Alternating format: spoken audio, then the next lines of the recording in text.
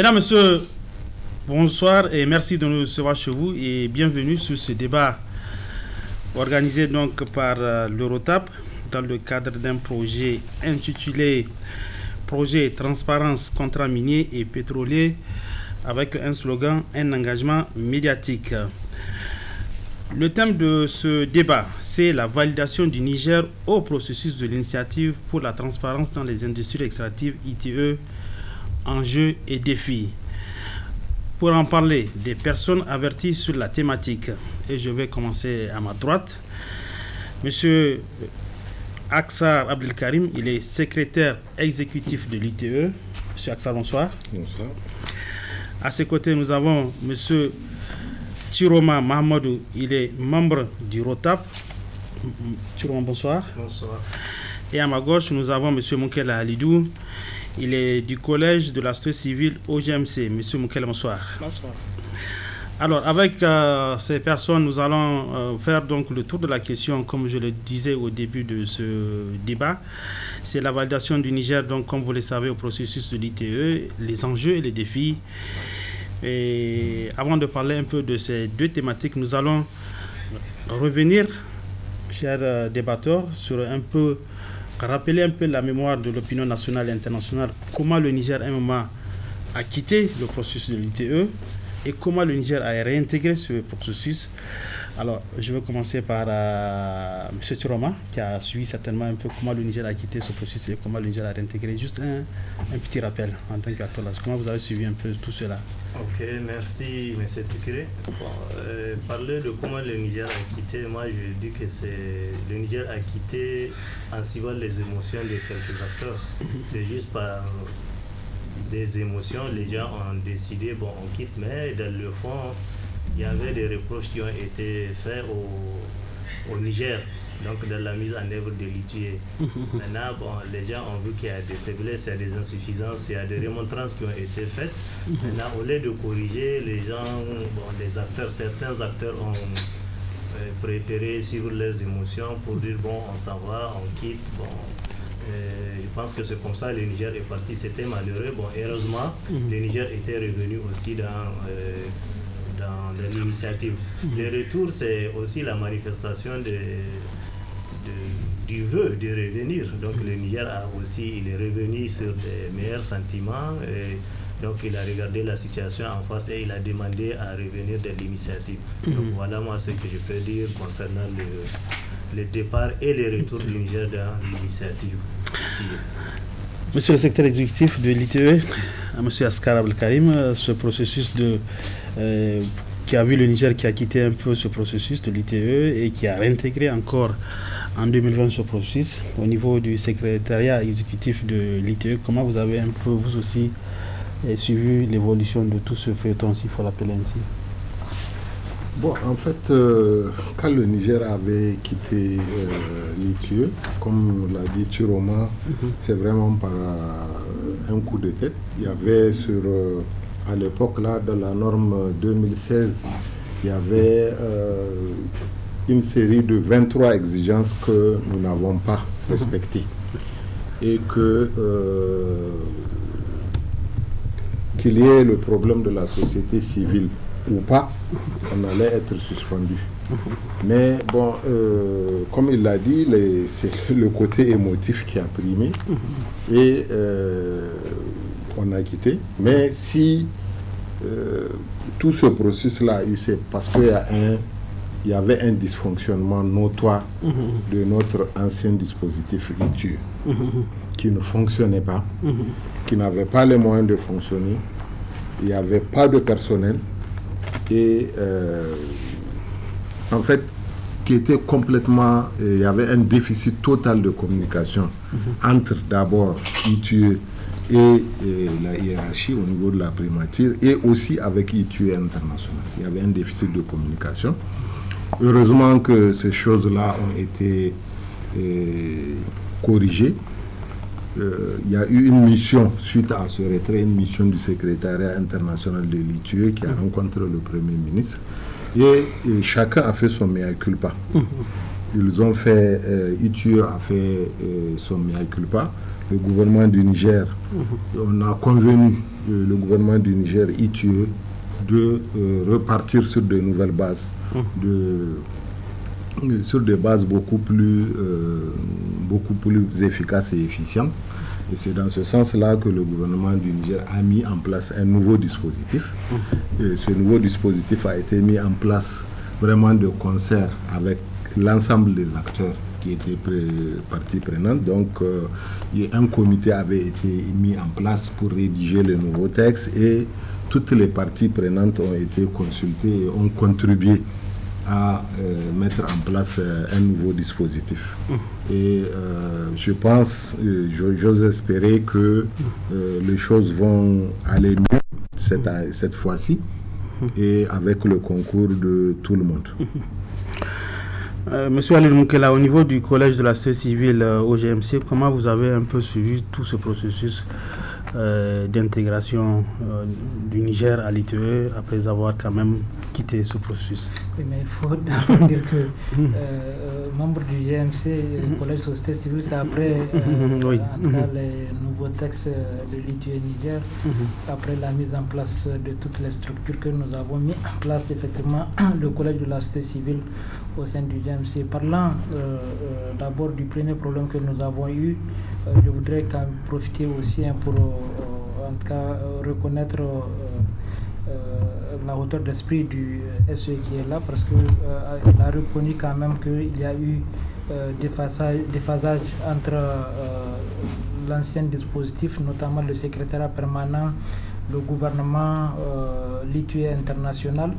Et aussi, il faut dire que en réalité, ce n'était pas, n'est-ce pas,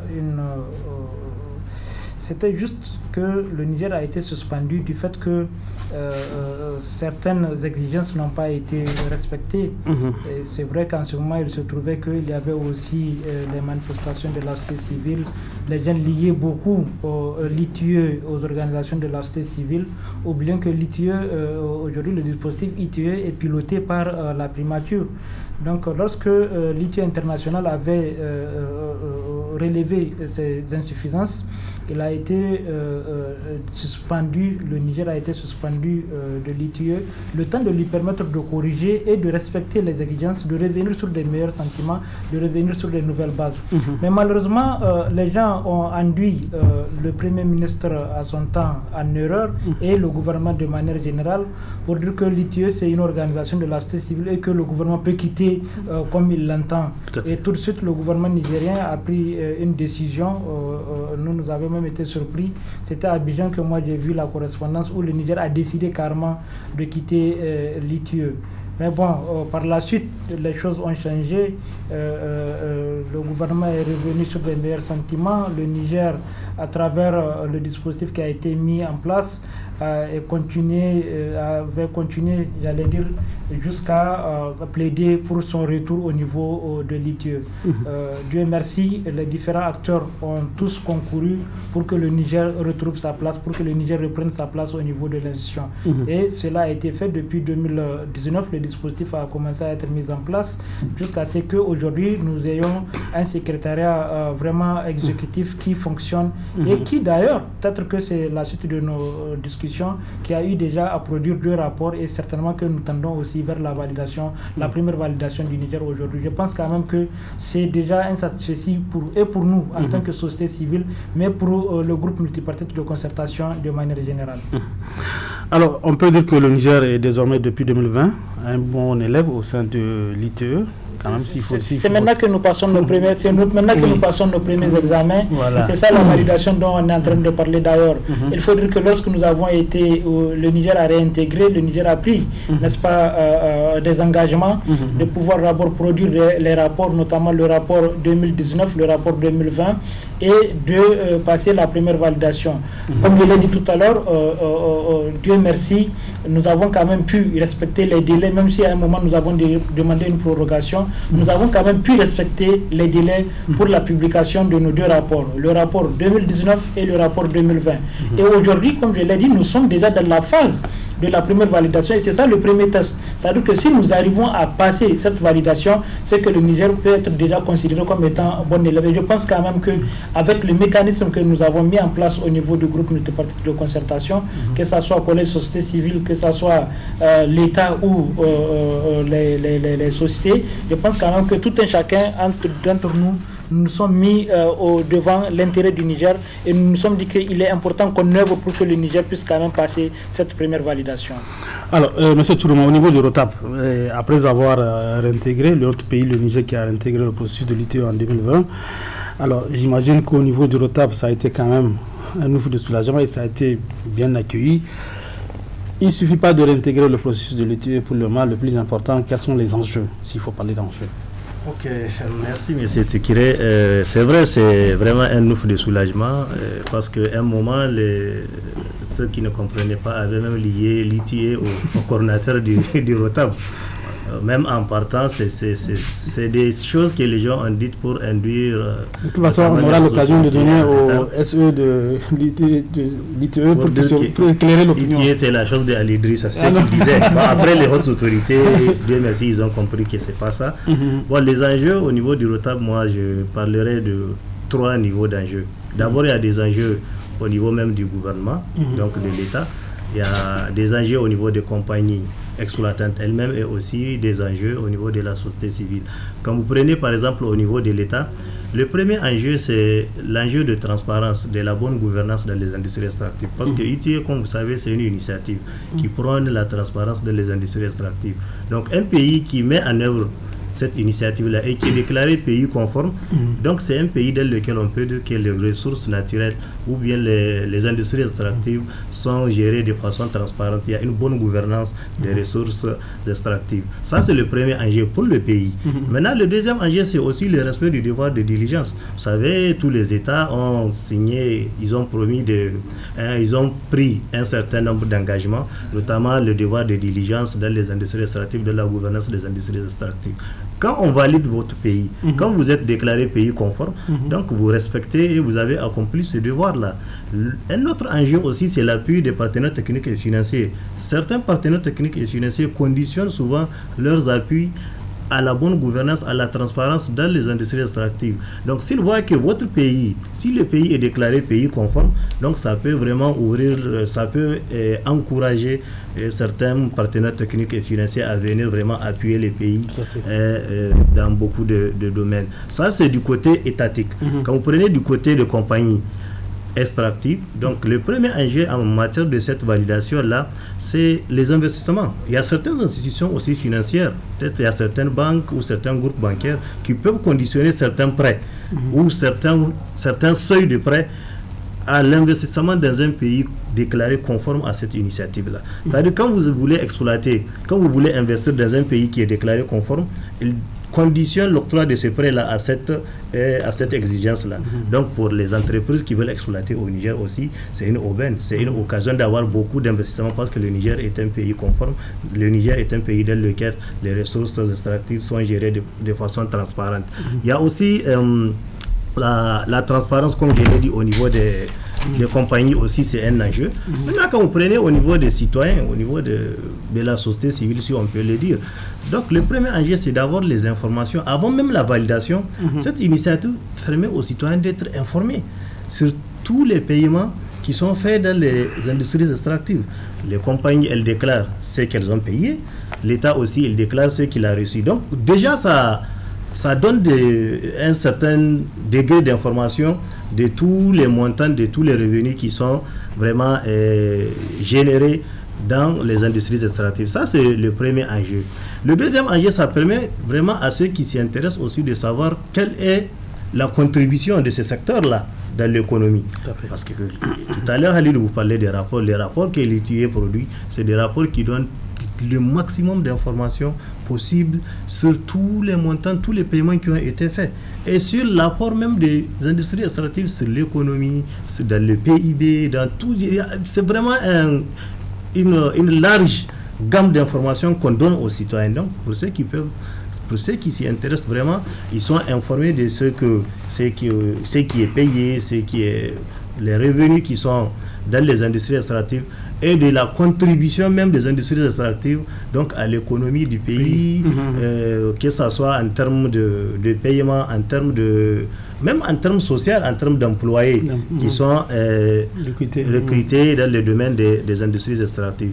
Et mieux, au-delà même de tout ça, moi je pense qu'au niveau du Niger, le secrétariat exécutif du Niger, il est vraiment à féliciter. Parce qu'il a, au-delà même de ce qu'il devait faire, il a fait aussi, il fournit des informations que c'est le gouvernement même qui doit les fournir. Quand vous prenez par exemple le site de l'ITIE, c'est avec le nouveau dispositif qu'on a toutes les conventions qui sont sur le site. Aujourd'hui, c'est accessible. C'est accessible, c'est même téléchargeable. Vous pouvez même télécharger à tout le monde. Ça, c'est une innovation. Et je pense que c'est vraiment à l'actif du nouveau dispositif vraiment de l'ITIE au Niger. Pas du nouveau secrétaire exécutif. C'est le dispositif. C'est lui qui a le leadership. C'est lui qui a le lead. Oui, il y a le lead. Parce que moi, j'ai suivi un peu toutes les démarches que le nouveau secrétaire a fait pour vraiment avoir à disposition même les contrats. Parce qu'à un certain moment donné, il y a des acteurs qui étaient réticents à mettre à la disposition donc, du secrétariat les contrats pour être publiés sur les sites.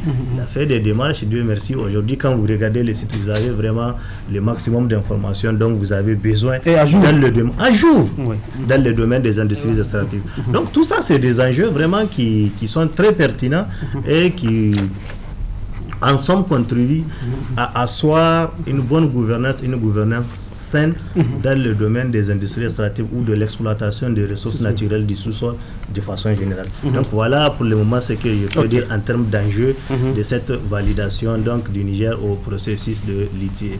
Voilà, merci Tchourama du Rotab. Je vais maintenant, on va donner la parole à M. Abdelkarim Maxa de l'ITIE.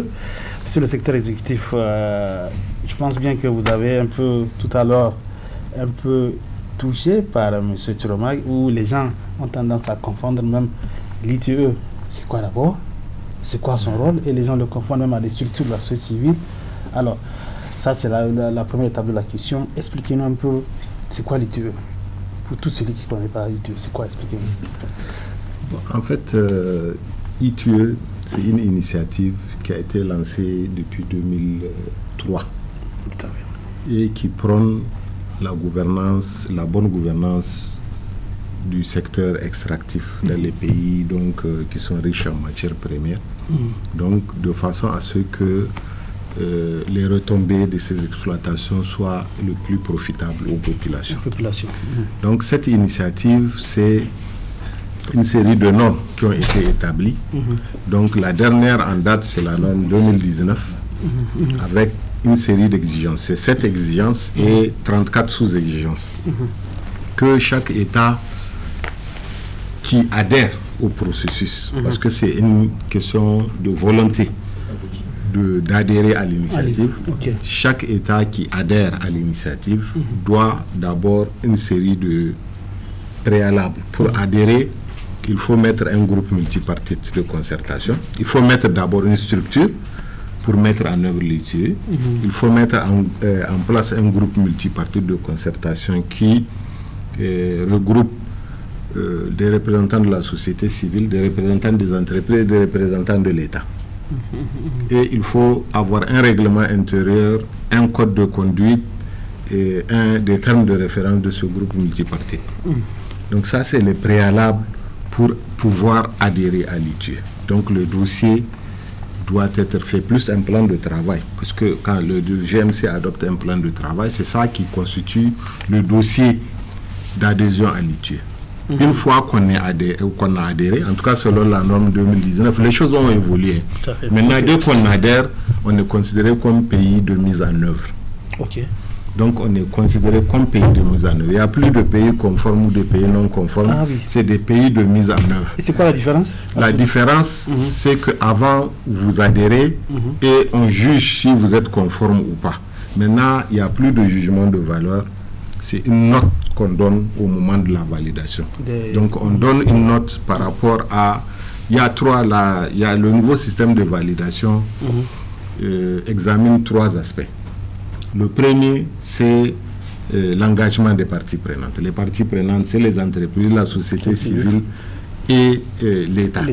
Donc l'engagement de chacun de ces parties, c'est ça responsabilise chacune des parties, la société civile, les entreprises, etc., dans la mise en œuvre de l'ITUE. Ça, c'est le premier aspect qui est examiné.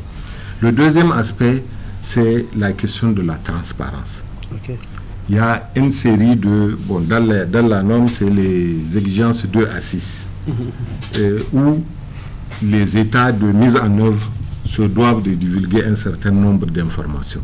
Donc, notamment le cadre juridique et fiscal, la production, etc. Et ces exigences-là sont contenues généralement dans les rapports ITUE. Donc, dans le rapport ITUE 2019-2020, vous allez avoir tous ces aspects. Et le troisième aspect qui est examiné au niveau de la validation, c'est les résultats et impacts. Donc, les résultats et impacts, ça ne sert à rien d'avoir toutes ces sources d'informations s'il n'y a pas de retombées, s'il n'y a pas de débat public. Il faut qu'il y ait un débat public. Il faut que les parties prenantes utilisent les résultats ou les informations qui sont fournies dans le cadre de la mise en œuvre du processus ITUE pour soit faire un plaidoyer ou même susciter des réformes pour mieux gérer le secteur extractif. Donc voilà en fait les trois aspects qui sont examinés au niveau de la validation. Donc c'est sur la base de formulaires qui sont renseignés.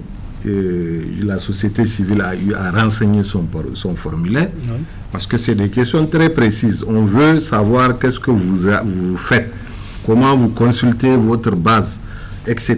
Tous ces aspects-là sont considérés. Les entreprises ont fait la même chose. L'État a fait la même chose. Et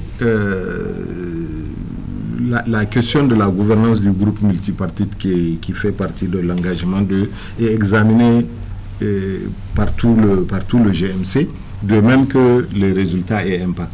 Les dossiers transparence sont renseignés à partir des rapports ITUE. Donc là aussi, ils sont renseignés au niveau du secrétariat exécutif et ventilés à l'ensemble du GMC pour qu'il juge de la qualité des réponses qui ont été données. Et c'est ce dossier-là qui est transmis à l'équipe de validation qui va l'étudier, donc, disons, question par question, va l'étudier et va envoyer au secrétariat exécutif les premières observations ou des demandes d'informations complémentaires. Et ce document va être examiné et au niveau du GMC où l'ensemble des parties prenantes sont pour qu'on réponde exactement par rapport à telle ou telle chose.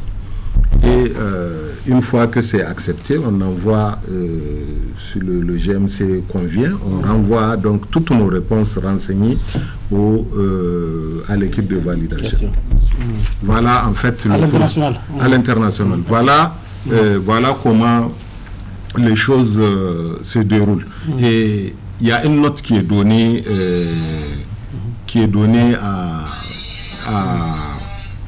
au pays par rapport à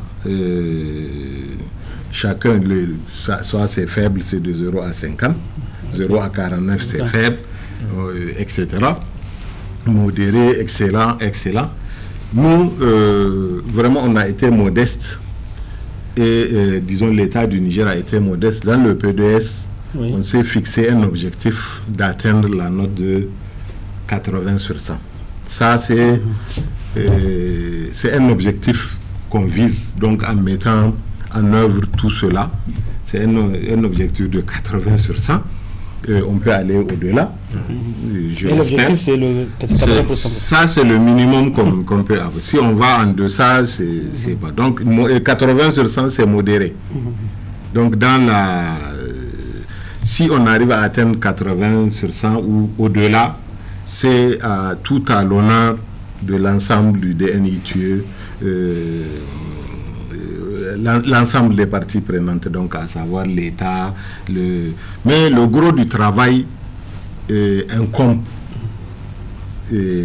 à l'État. Ok. Donc la divulgation des contrats, etc., les informations sur les productions, les conditions d'octroi des permis, des licences, etc. Donc ça incombe à l'État. Mais les autres parties aussi ont leur engagement, parce que il ne s'agit pas d'être juste membre du GMC. Il s'agit d'utiliser le GMC pour communiquer d'abord les informations ou les désirs d'information de la partie qu'on représente, mais aussi de remonter les informations issues du débat à la base, et aussi d'utiliser les résultats pour faire des activités. Donc aussi bien de sensibilisation, etc. Donc il y a la responsabilité de tout un chacun. Par rapport au GMC, qui dirige le GMC? Le GMC est présidé par le directeur de cabinet du Premier ministre. C'est une structure qu'on a mise en place. C'est le directeur de cabinet du Premier ministre qui dirige le GMC. Qui est le président du GMC. Mais le GMC, il y a les représentants de la société civile, des entreprises. Lui, il ne fait que diriger. Okay. Mais les débats se font au niveau du GMC, qui a mis en place une série de commissions, 4 commissions. Donc la dernière, c'est une commission ad hoc qui est chargée donc de préparer la validation. Donc on a mis en place un certain nombre de commissions pour l'élaboration du rapport sur la commission audit et collecte. Pour le renforcement de capacité, il y a une commission renforcement de capacité, il y a une commission suivi et évaluation, et il y a une commission communication. Ok. Donc M. Aksar, au vu des explications que vous avez données, il est clair qu'il faut dissocier le secrétariat exécutif de l'ITE, qui n'est pas une structure de la société civile, contrairement à une certaine période, à un moment, les gens, il y avait une polémique pour dire que le ROTAP, tout ça, là, c'est clair au vu des explications que vous avez données. Je pense bien maintenant c'est clair. Alors, comme je le disais au début, M. Tchouroma avait un peu donné ses arguments par rapport aux enjeux. M. Aksar, il ne suffit pas de réintégrer ce processus de l'ITE. Maintenant, quels sont les enjeux pour nous, pour notre pays, le Niger? Bon, les enjeux, je crois qu'il a été très explicite. Donc les enjeux pour l'État, c'est de démontrer, parce que l'ITE, c'est un instrument qui permet de juger de la qualité de la gouvernance du secteur extractif. Donc si aujourd'hui le Niger a une bonne note, c'est-à-dire que il y aura toujours des mesures correctives. Il n'y a aucun pays au monde, membre de l'ITE, qui a atteint la note de 100%, où on lui dit tout est parfait. Non. Mais on juge le progrès. On regarde ce que vous avez fait. On dit là c'est bon, là c'est bon, là c'est bon, ici peut mieux faire. Et on vous recommande de faire mieux. Donc généralement, ça permet vraiment de juger de la qualité de la gouvernance. Et l'enjeu, si vous avez une bonne note, ça veut dire que vous avez fait d'énormes progrès. C'est un signal pour ceux qui veulent investir dans le pays, pour leur dire que tout est clair. Si vous voulez avoir un permis de recherche, les choses sont claires. Il y a des procédures claires, il y a des choses qu'il n'y a pas de... Il n'y a aucun problème. Deuxièmement, ça permet pour l'État d'assainir le débat sur le secteur extractif au niveau national. Parce que on discutera, que ce soit la société civile, les entreprises ou le citoyen lambda, il va discuter sur la base des chiffres qui sont vérifiés et vérifiables. Donc on ne peut pas balancer des choses incongrues, genre le Niger produit 40 000 tonnes d'uranium par an, et des choses qui intoxiquent juste l'opinion et qui dénaturent le débat. Là, ça va être sur la base de débat, puisque le rapport, quand on fait un rapport, il est validé par les 3 parties prenantes, l'État, la société civile et les entreprises. On le valide ensemble. Donc c'est quelque chose de consensuel et c'est notre document à nous. C'est nous qui choisissons les 3 parties, c'est nous qui choisissons l'administrateur indépendant qui va faire le rapport. Donc on le choisit, on vérifie, on juge la qualité de son travail, on le valide. Si on le valide, on est tous d'accord sur les chiffres. Donc ça c'est des chiffres vérifiés et vérifiables. Donc l'enjeu pour l'État, donc assainir le débat. Donc on va faire les débats maintenant désormais sur une base vraiment constructive. Et de ces débats-là, c'est des suggestions de réformes qui vont sortir. Et de façon constructive. Ici, l'État ne gagne pas, et l'État pourrait gagner mieux si on faisait comme ça. Donc ça, c'est des propositions. Des propositions qui doivent découler de ça. Ça, c'est un enjeu important pour l'État. Pour les entreprises ont besoin d'un climat serein pour faire leur activité. Donc si on les accuse à tout bout de champ que ça, s'ils sentent que leur investissement n'est pas sécurisé, ils ne vont pas venir. Ils ont besoin de ça. Ils ont besoin, toutes les questions qui sont relatives peuvent être posées au sein du GMC pour qu'on fasse un débat. On fait un débat et on sort. Parce que c'est des personnalités, l'État est représenté vraiment à un très haut niveau. Au niveau, c'est les secrétaires généraux des ministères, la société civile, c'est bon, pas forcément les leaders, mais la société civile est, à mon sens, normalement, c'est ce qu'on a toujours demandé, que ce soit des personnes averties, parce que ça ne sert à rien d'avoir en face des personnalités du haut rang du gouvernement et avoir des gens qui ne peuvent rien dire. Donc il est important qu'en face, qu'il y ait des gens de la société civile qui sont aguerris et qui savent de quoi ils parlent. De même, il y a les entreprises qui sont là. Donc l'enjeu, et pour la société civile, c'est important d'avoir un certain nombre d'informations. Je sais que beaucoup d'acteurs de la société civile, bon, dans d'autres domaines, ont toujours décrié qu'on n'a pas les informations par rapport à telle chose. Mais pour le secteur extractif, en tout cas, l'équipe du secrétariat exécutif du LITUE a tout fait pour que le maximum d'informations soient disponibles sur le site. Donc, une fois que vous avez les informations, vous pouvez faire un travail sur la base des choses qui sont réelles, vous pouvez faire un travail, vous pouvez faire un plaidoyer. C'est ça les enjeux pour la société civile. Ils ont une source d'information qui leur permet de faire quelque chose de constructif, pas sur la base de suppositions, mais sur la base des choses concrètes et réelles. Voilà. Donc, les acteurs de la société civile, vous serez quand même entre griffes les gendarmes par rapport à ce retour du Niger dans le cadre de ce processus de l'ITE.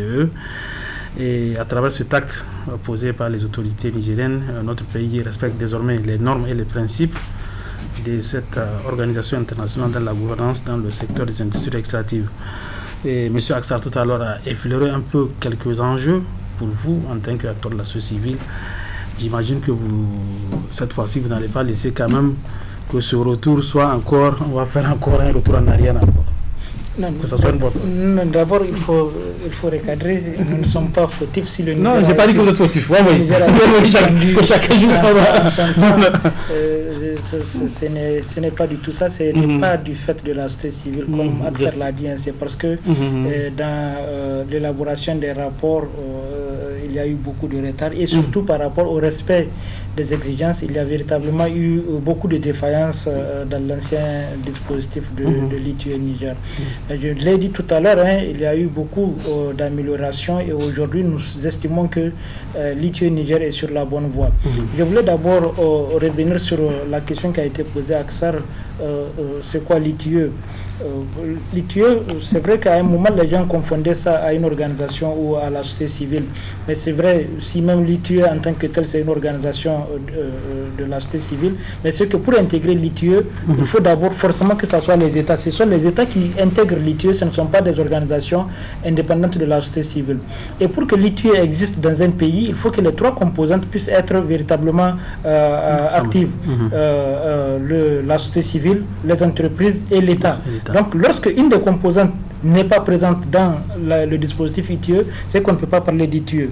L'État à lui seul ne peut pas faire ITIE, les entreprises à elles seules ne peuvent pas être ITIE, la société civile à elle seule ne peut pas être ITIE. Il faut que les trois se retrouvent ensemble pour qu'on parle de l'ITIE en réalité, parce que c'est les trois composantes qui constituent et qui forment.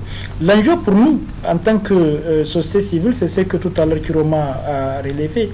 Nous, notre rôle en tant que société civile, c'est le rôle de veille. Et nous prenons pour la bonne gouvernance, nous prenons pour la transparence, et aujourd'hui, l'ITIE a obligation, pour qu'on sache qu'il y ait cette transparence, la bonne gouvernance, c'est à travers les rapports que l'ITIE Niger met à la disposition du peuple. Mais aussi, c'est relayer l'information. Et peut-être que c'est ça le rôle de la société civile. La société civile doit être le garant, n'est-ce pas, de la divulgation de ces rapports-là. Il faut que le peuple nigérien comprenne le contenu de ces rapports, comprenne ce qui se trouve à l'intérieur de ces rapports par rapport au contrat, par rapport aux ressources, par rapport aux revenus, par rapport aux dépenses, et surtout par rapport à ce qui doit revenir au niveau des collectivités. Moi, je pense que c'est ce travail-là qui est fondamentalement et véritablement le travail auquel la société civile, en tout cas, doit accorder beaucoup plus d'importance. Mais comme je l'ai dit, véritablement pour nous, c'est que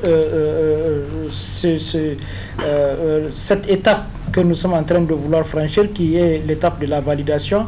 Axel l'a dit tout à l'heure, nous nous sommes fixés comme objectif d'avoir 80, mais je pense que nous devrons même aller au-delà des 80%, parce qu'aujourd'hui, il faut reconnaître quand même qu'il y a eu beaucoup d'efforts, et il y a eu beaucoup d'avancées par rapport à l'ITIE. Quand nous avons commencé à travailler au niveau du GMC, vous savez qu'il y a des ministères qui refusaient carrément de recevoir même les équipes de l'ITIE, qui refusaient de mettre à la disposition de l'ITIE certaines informations.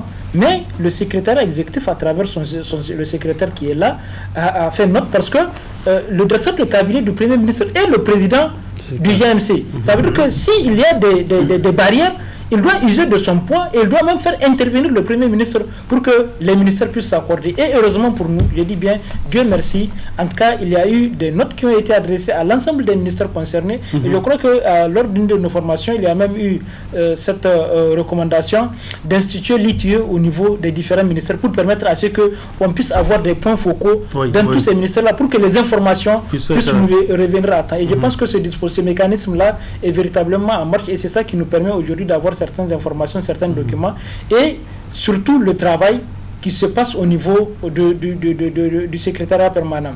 Parce qu'aujourd'hui, quand vous regardez, toutes les informations, tous les contrats signés sont en ligne sur le site de l'ITIE. Même les PV des réunions, les compositions, tout ce qu'il y a comme information relativement à l'ITIE Niger, vous allez retrouver ça sur le site. À un moment, le site était presque inexistant, le site ne fonctionnait même pas. Mais aujourd'hui, en tout cas, vous prenez votre téléphone, à partir de votre téléphone, vous pouvez consulter le site ITIE, vous aurez droit à toutes les informations, y compris les dernières informations, vous allez les retrouver là-bas. Moi, je pense quand même qu'il y a eu beaucoup d'améliorations. C'est pour ça que j'ai dit qu'aujourd'hui, je reste en tout cas confortable dans ma position de membre du collège de la société civile au sein du GMC, pour dire que je pense quand même que le Niger a franchi un grand cap, et le Niger doit aller au-delà des 80. En tout cas, c'est ça notre vœu, qu'on dise qu'effectivement nous sommes devenus en tout cas pays exemplaire. Le Niger à un moment était l'exemple de la sous-région en matière de mise en œuvre, d'état de mise en œuvre de l'ITIE Niger. C'est seulement, comme je l'ai dit, à un moment il y a eu ces déphasages entre l'ITIE Niger, l'ITIE international, et surtout l'intoxication de certains compréhensions dans tous les cas. Oui, moi je pense qu'on s'est compris, et aujourd'hui on ne parle que du Niger, et je pense que c'est ça le plus important pour nous. L'avantage que nous avons, c'est que du fait de la note que nous allons avoir, c'est ça qui donnera la crédibilité de notre pays par rapport à la gestion, par rapport à la bonne gouvernance, par rapport à la transparence de la gestion, n'est-ce pas, des industries. Et ça nous permettra d'être, comme je l'ai dit tout à l'heure, confortablement assis, même au niveau international. Aujourd'hui, du fait de notre position des pays, en tout cas de mise en œuvre de l'ITIE avec une note vraiment exemplaire, je pense que, tout le monde l'a dit tout à l'heure, vous savez qu'il y a certains financements de l'État qui sont conditionnés par la transparence. Donc ça veut dire qu'aujourd'hui, ils passent par les rapports ITIE pour savoir est-ce que oui ou non nous devrons injecter. Il y a aussi certains prêts qu'il faut que le Niger demande au niveau de certaines institutions internationales qui conditionnent aussi, parce que ça fait partie, c'est après que le Niger aussi, ou le gouvernement nigérien a compris que l'ITIE ce n'est pas seulement ce n'est pas une affaire de la société civile. Parce qu'à un moment, il y avait des financements qui étaient bloqués du fait que le Niger s'est retiré de l'ITIE. Je pense que nous n'allons pas retomber dans ces erreurs-là. Maintenant, il faut dire que en termes de défis, c'est que il faut que à l'heure actuelle que le gouvernement nigérien ait un regardant sur l'espace civique, parce que c'est aussi un des aspects sur lesquels l'ITIE au niveau international accorde beaucoup de crédit. En tout cas, les libertés d'expression, les libertés d'association et surtout les libertés de réunion et de manifestation. Moi, je pense que le gouvernement nigérien doit en tout cas encore continuer à revoir ce dispositif-là pour permettre à ce que l'ITIE Niger ne puisse pas véritablement assis et que l'ITIE Niger puisse véritablement être au premier rang des pays mettant en œuvre en tout cas ce mécanisme, ce dispositif. En tout cas, par le passé, l'ITIE Niger était quand même une référence. C'est ça que je l'ai dit tout à l'heure. Je disais qu'au début, en tout cas, avant beaucoup d'autres pays aujourd'hui, le Niger était la référence de la sous-région. Mais aujourd'hui, quand vous parlez d'ITIE Niger, je m'excuse, entre parenthèses, tout de suite on ne voit que le Sénégal, alors qu'à un moment, le Sénégal était loin derrière le Niger. Donc, je pense que s'inspirer ici, et aujourd'hui, c'est nous partons dans certains pays pour prendre leur expérience et revenir. Et je pense que nous allons nous donner cet objectif SE pour que dans les 2 ans à venir, que ce soit les autres pays qui vont venir prendre l'exemple du Niger, Inch'Allah. Alors, Moukel, quelque part, vous avez effleuré le fait que dans le nouveau dispositif, à un moment, vous avez été confronté à une réticence au niveau de l'administration de certains ministères qui refusaient de donner certains trucs. Est-ce que vous pensez que maintenant tout est rentré dans l'ordre? Je vous ai dit tout à l'heure, à l'heure actuelle, dans la plupart des ministères concernés par ce dispositif, nous avons quand même des répondants, nous avons des points focaux.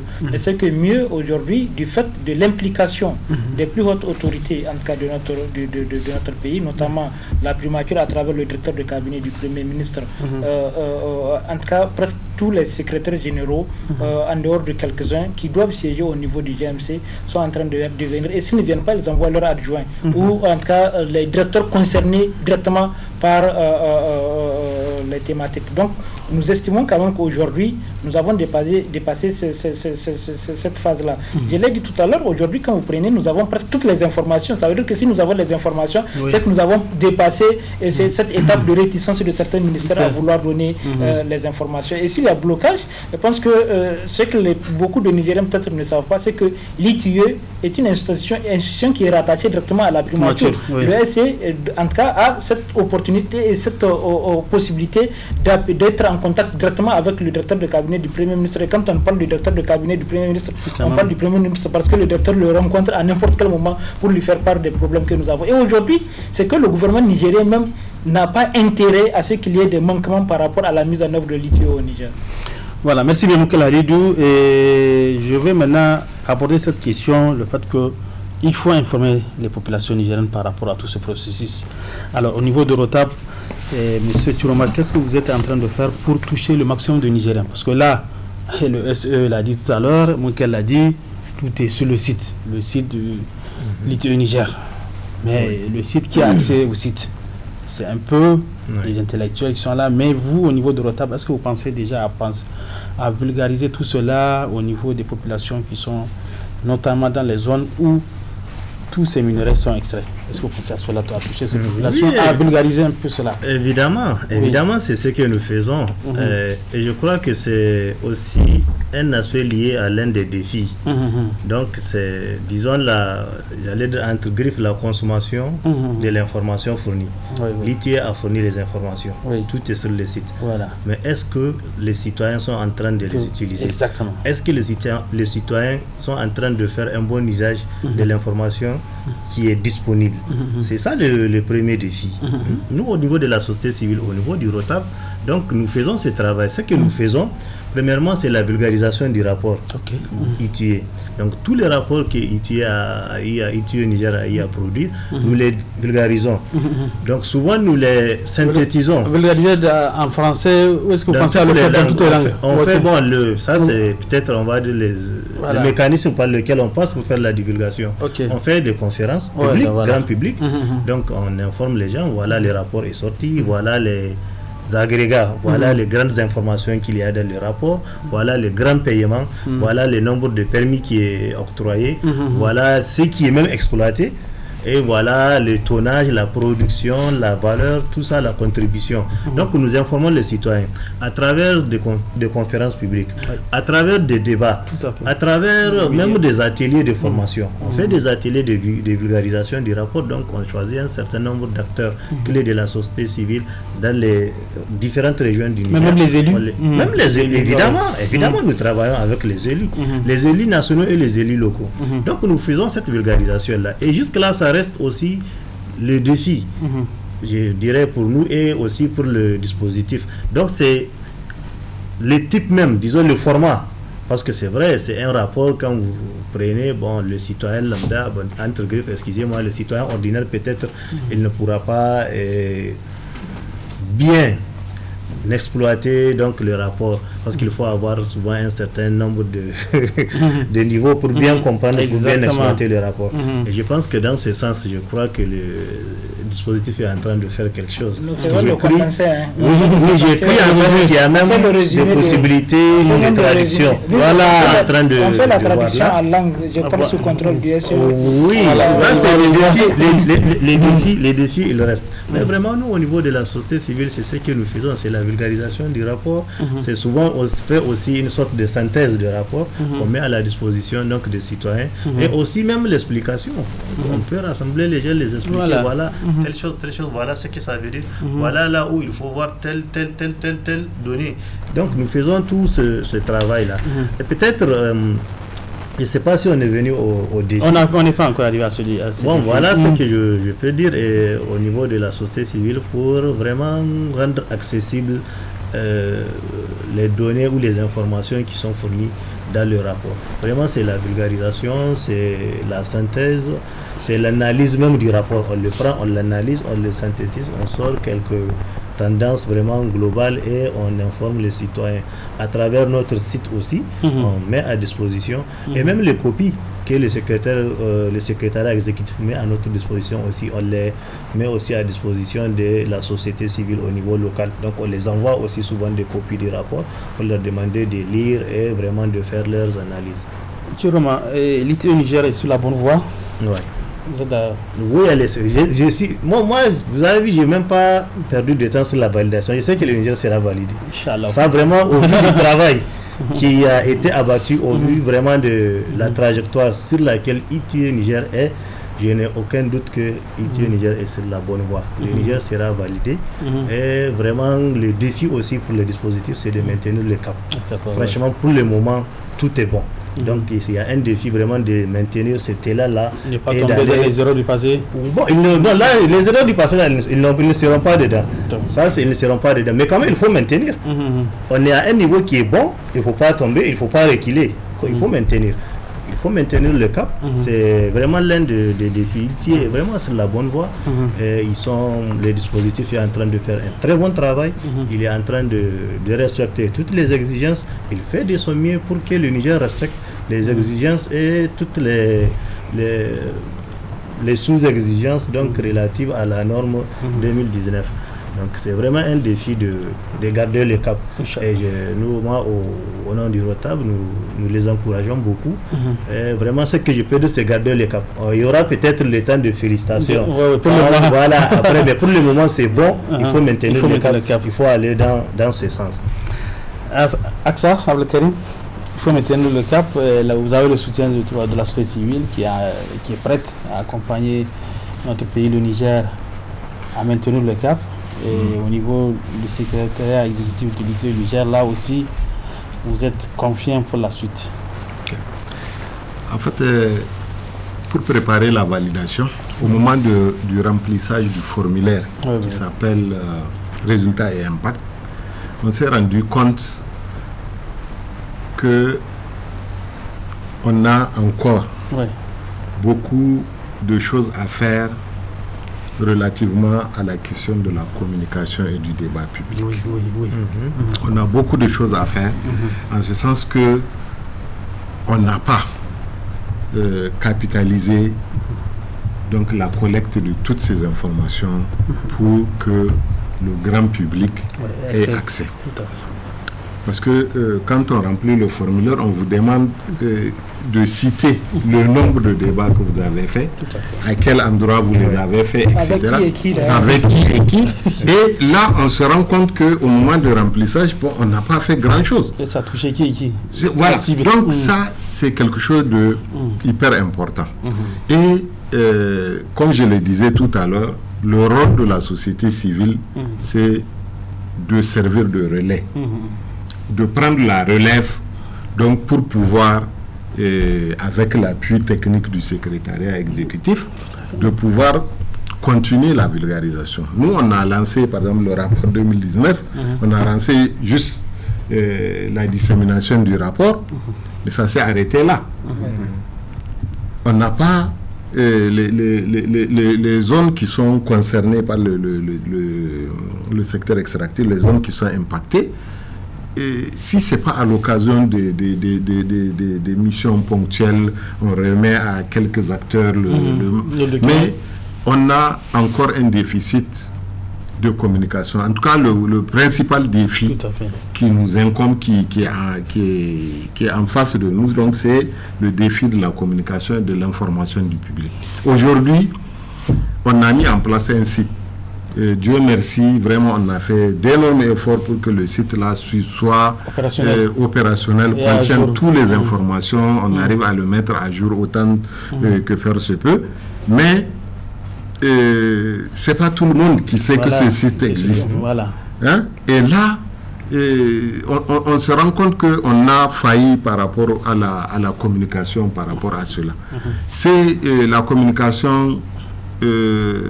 soit le secrétariat se promène de région en région pour le faire, ou alors les organisations de la société civile qui sont en réseau. Et je précise, beaucoup d'organisations de la société civile, membres du GMC, sont en réseau. Ils ont des représentants au niveau local. Donc il faudrait que, à ce niveau-là, que ce levier-là soit utilisé pour que l'information puisse circuler. Donc ça, c'est le principal défi. Parce que tout le reste là, les formulaires, quand on les a remplis, en tout cas, je n'ai pas vu de difficulté si ce n'est pas à ce niveau-là. Résultat, impact là. Je regarde combien de débats on a fait sur ça. Il n'y en a pas.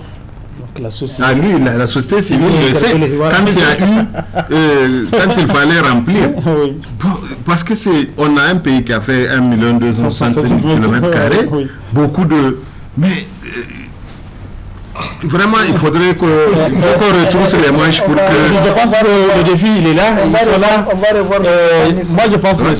Aksar, l'Eurotab, fait de son mieux quand même. C'est vrai, ils font beaucoup d'activités de sensibilisation, mais comme vous l'avez dit, il faut intensifier tout cela et aller jusqu'à la population locale pour les informer un peu. Voilà.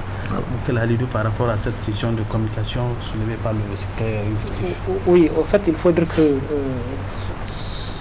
la complexité, c'est que si je dois parler du GMC, je dois dire que Aksar l'a relevé tout à l'heure, il nous a quand même manqué beaucoup parce que nous, au niveau du GMC, on a une commission communication et puis bon, la communication avec le public, c'est vrai qu'il y a eu des débats publics, mais c'était juste la dissémination du rapport avec dans les différentes régions.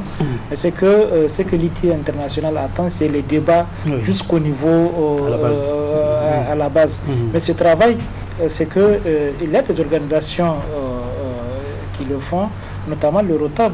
Je précise quand même que même si je suis membre du GMC, c'est au nom du ROTAB en tant que membre du ROTAB, que je siège au niveau du GMC et du ITE, c'est qu'il faut dire que le ROTAB, à travers ses démembrements, à travers ses sections, anime des débats avec même les populations. Vous avez des débats qui sont organisés dans les communes. Vous avez beaucoup d'activités qui sont réalisées. Et je pense que ça reste un grand défi pour nous parce que c'est que nous n'avions pas été en mesure de les capitaliser ou de les consolider. C'est quoi? C'est que le ROTAB aujourd'hui ne prend que les activités qui sont organisées par la direction au niveau national, c'est-à-dire l'équipe nationale. Mais c'est qu'on ne prend pas en compte les débats qui sont organisés dans les communes, les débats organisés dans les régions, les conférences qui se passent au niveau sur les médias, le grand public. Donc tout ça là, en fait, c'est tout ça là que dans le cadre de la validation, nous demande, vous avez tenu combien de débats, vous avez fait combien de rencontres, combien de meetings, combien de réunions avec les autres structures, et ça a touché combien de personnes, ça a pris combien de temps, il y a combien de... Donc tout ça là, c'est des informations que nous ne renseignons pas parce qu'aujourd'hui, quand on dit qu'il y a un débat public, on ne peut pas, c'est vrai qu'il y a les listes de présence qui circulent, mais bon, il y a des gens qui viennent, qui retournent, ils ne s'inscrivent pas. Il y a des gens qui ne savent pas que c'est aussi, ça fait partie aussi des informations qu'on doit fournir. Quand tu fais un débat sur un média comme la VARI, tu ne sais pas le nombre de personnes que ça touche. On ne sait pas combien de personnes aujourd'hui ce débat, on ne sait pas combien de personnes ont suivi ce débat-là. Donc pour toutes ces informations-là, on nous demande de les fournir. Je pense que c'est un défi. Dans tous les cas, je pense que nous sommes dans une première phase. Cela nous permettra au niveau du GMC, peut-être après cette validation, nous allons nous asseoir pour nous dire, bon, écoutez, dans le cadre de la mise en œuvre de ce dispositif-là, voilà les différences que nous-mêmes nous avons détectées de notre côté et il faille les corriger. Dans tous les cas, l'œuvre humaine ne peut jamais être parfaite. C'est en marchant que nous venons de découvrir en tout cas certains manquements que nous avons eu dans le cadre de la gestion même au niveau du GMC. Je pense que ce n'est pas seulement la société civile, en tout cas tout le monde, mais je pense que tous les trois collèges ont eu des difficultés à renseigner ces choses-là. Mais bon, dans tous les cas, je pense que ça n'aura pas d'impact par rapport au passage du Niger, Inch'Allah. Mais il faut y remédier. Dans tous les cas, c'est ce que j'ai dit. J'ai dit, bon, c'est déjà fait, mais c'est que nous allons arriver à un moment où nous allons nous asseoir pour dire, bon, il ne faut pas que demain, quand on va aller à une autre validation, que les mêmes consignes puissent nous créer d'obstacles. Donc on va essayer de prendre les dispositions à temps, Inch'Allah. Oui, en fait, ce que je voudrais ajouter par rapport au débat, c'est il y avait une incompréhension, peut-être lors du remplissage du formulaire qui a été envoyé. Parce que nous, au niveau du ROTAB, chaque débat ou chaque conférence qu'on fait, tant que c'est la bonne gouvernance, nous allons parler du rapport ITIE. Mais le problème qui se pose, le monsieur à qui on a dit de remplir, lui, il va chercher une conférence qui a pour thème ITIE. Mais non, on parle de l'ITIE, même si le thème n'est pas ITIE directement. Quand on fait une conférence, par exemple, sur la bonne gouvernance, ce qui est sûr aussi, c'est le ROTAB qui l'organise. Vous allez avoir l'ITIE. On va discuter de l'ITIE, on va discuter du rapport ITIE. Mais lors du remplissage, si on lui demande combien de conférences vous avez fait sur le rapport ITIE, bon, en fouillant les archives, il ne va pas voir.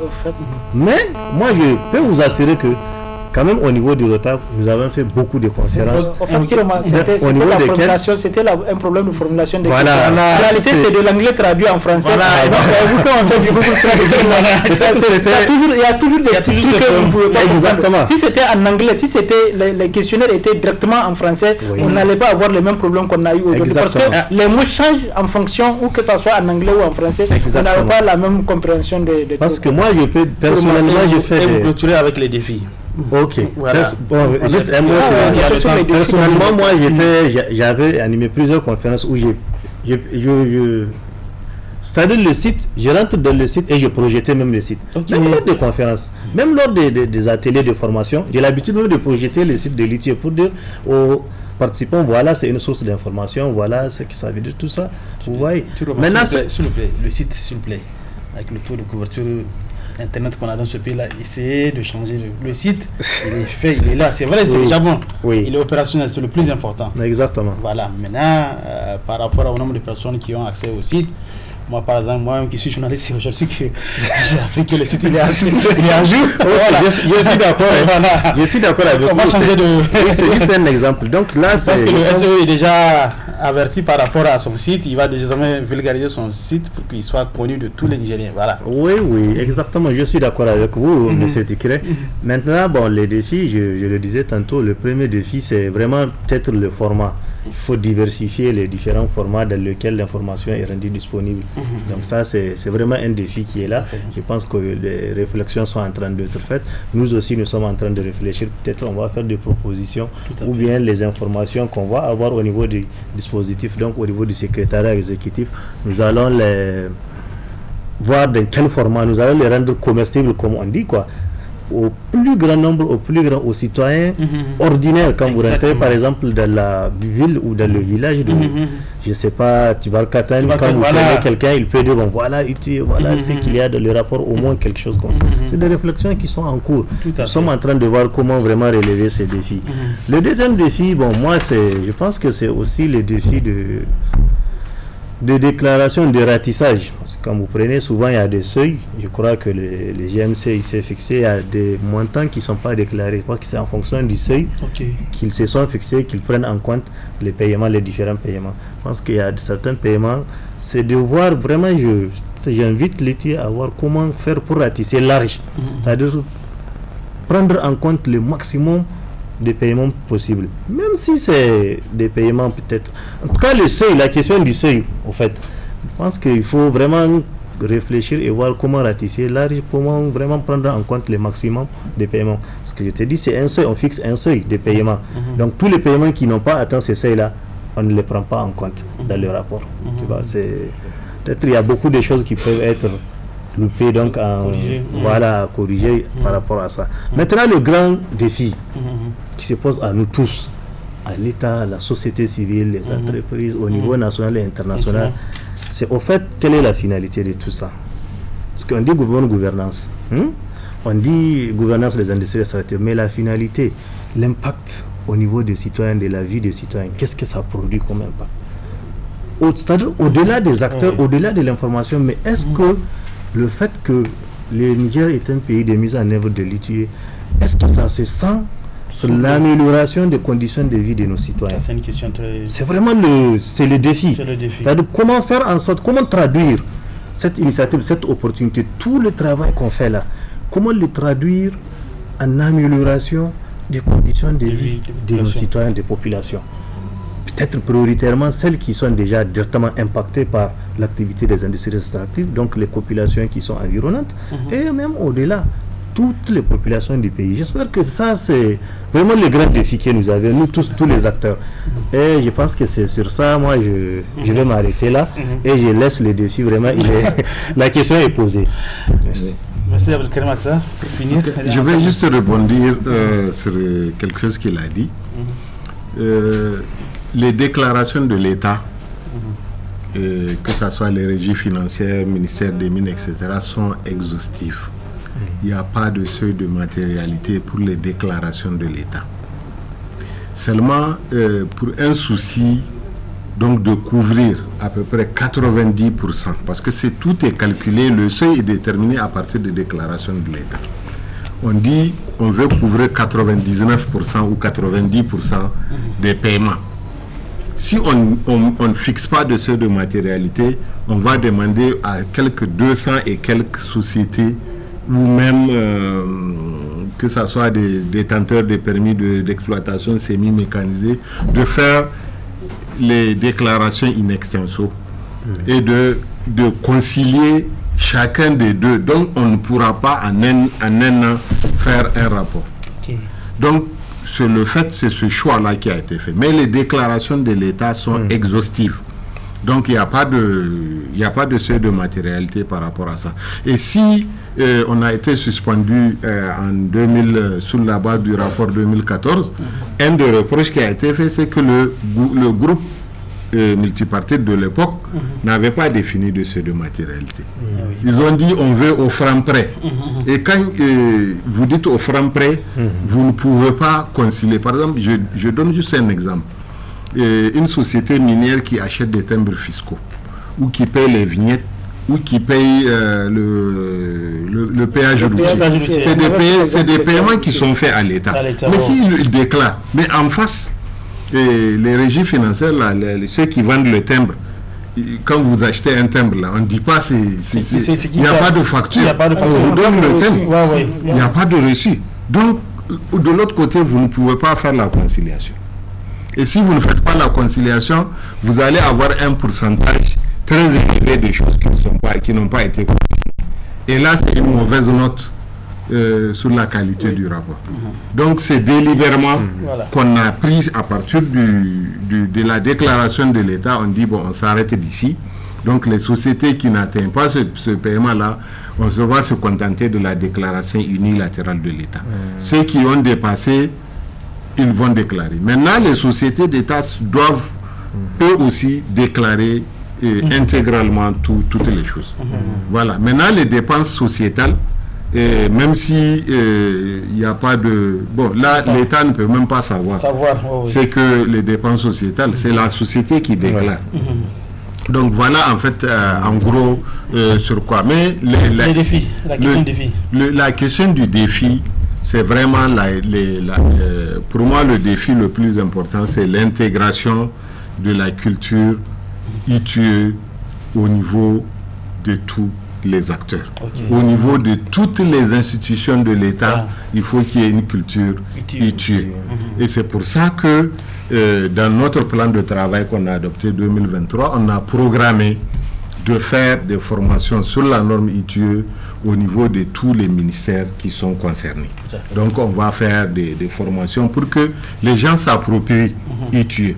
Ça c'est donc au niveau de l'État, au niveau des acteurs de la société civile, il faut aussi que les gens s'approprient aussi la culture ITIE. Ok? Pour que ça soit un réflexe. Au niveau des entreprises, c'est pareil. Il ne faut pas qu'on court derrière certaines entreprises pour leur dire s'il vous plaît, certifiez vos machins ou vouloir passer de façon coercitive. Il faut passer par le ministère de tutelle pour les obliger à faire, alors que ça devrait être un réflexe. Certaines sociétés qui sont déjà adhèrent au principe de l'ITIE, elles déclarent sans aucune... D'autres, il faut qu'on écrive au ministère de tutelle pour leur demander de... Il faut les talonner. Il faut les talonner. Et très souvent, il y a des choses. Aujourd'hui, si vous regardez le rapport 2020, hein, au niveau de la fiabilité des machins, il y a une société qui... Jusqu'à la dernière minute, on a insisté pour qu'il signe, qu'un responsable de la société signe le formulaire de déclaration et que ça soit certifié par leur commissaire au compte, jusqu'à ce que le rapport soit bouclé, parce qu'on avait un délai, et ils ne l'ont pas fait. Ils l'ont fait à peine 2 mois. Donc, voilà. Pour finir, en termes de défis. Non, moi je pense que le grand défi en tant que société civile auquel nous sommes aujourd'hui, c'est vraiment l'ouverture de l'espace civique. Vous savez que si en 2017 il y avait eu des difficultés, c'est que la question du redressement de l'espace civique fait partie aussi des engagements de l'ITIE, notamment au niveau du collège du gouvernement. Moi je pense qu'aujourd'hui, avec les différentes arrestations que vous avez d'acteurs de la société civile, du fait de leur opinion ou des arrestations à travers des positions ou j'allais dire des manifestations, je pense que c'est des informations qui, si ça remonte au niveau international, ne crédibilisent pas les rapports et même ne sont pas en faveur pour la validation de l'équipe nigérienne. Moi je pense que nous devrons, ou le gouvernement nigérien doit prendre en compte ce paramètre-là. C'est véritablement un défi pour la société civile, l'ouverture de l'espace civique. Il faut que le gouvernement, en tout cas tel que les lois sont là, la loi, la liberté d'expression, la liberté d'opinion, la liberté sur la manifestation, sur les défenseurs des droits de l'homme, je pense qu'il est important quand même qu'on respecte ces lois-là pour permettre à ce que l'ITIE Niger puisse véritablement travailler tel qu'elle doit le faire. Parce qu'aujourd'hui, avec ces arrestations, nous sommes un peu gênés, en tout cas, de parler d'ITIE, parce que, comme je l'ai dit tout à l'heure, la question de l'espace civique fait partie des points, n'est-ce pas, à l'ordre du jour de la question de la suspension en 2017. Et nous ne voulons pas quand même qu'à la veille de la validation du Niger, que nous retombions dans dans les mêmes erreurs. C'est quand la validation? La validation, nous avons déjà entamé l'étape de la validation. Depuis le 1er avril, nous sommes dans la phase de validation. Maintenant, c'est qu'il y a des équipes ou l'équipe de validation au niveau international qui va commencer les contacts avec les différents collèges par rapport à, tel que Aksar l'a dit tout à l'heure, c'est-à-dire qu'il y a des étapes sur la validation de l'équipe Niger. Et je pense qu'incessamment, normalement, si le programme n'a pas changé, à partir de la semaine prochaine déjà, en tout cas, l'équipe au niveau international va commencer à être en contact avec les différents collèges. Voilà, merci bien M. Moukela Halidou et merci M. Abdelkarim Aksar. Je rappelle que vous êtes le secrétaire exécutif de l'ITE. Merci également à M. Thiro Mahamadou et membre de l'OTAB avec qui nous avons eu à faire un tour de la question relative à la validation du Niger au processus de l'initiative pour la transparence dans les industries extractives, les enjeux et les défis. Et c'était le menu de cette émission débat. Et merci à vous d'être présents quand même cet après-midi pour cette émission. Merci à vous de nous avoir suivis et je vous souhaite de passer une très bonne réception.